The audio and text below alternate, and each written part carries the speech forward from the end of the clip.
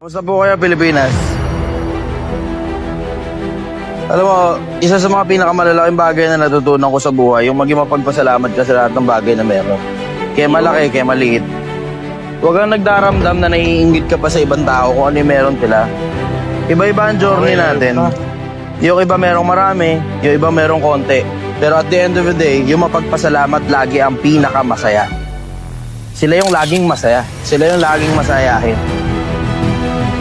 Kaya konti, kaya marami, doesn't matter na. Ang bottom line, simple. Kung ano yung meron kayo, pagpasalamat mo. Kung ano yung wala ka, trabahuin mo para magkaroon ka. Kung ano yung hindi mo makakamit, tanggapin mo na lang na hindi mo na makakamit.